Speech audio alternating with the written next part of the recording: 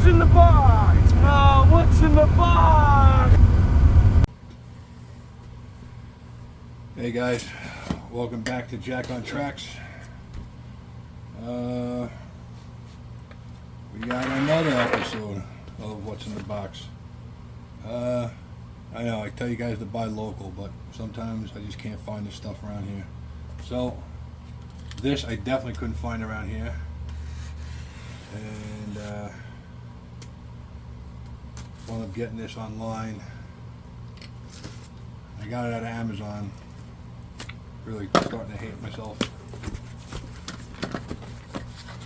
I have to admit though, they packaged the crap out of this thing nicely. And this is the AK interactive book on how to do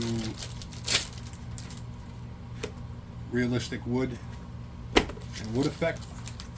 So I picked that up. Like I said in one of the other videos, I thought I had part 1 of the set, and I mistakenly don't. So I'm gonna order that, or I'm gonna see if I can get it locally again. I really only have 3 good hobby shops to go to out here on Long Island. It's a shame.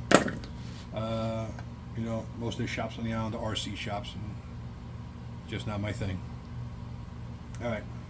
Catch you later.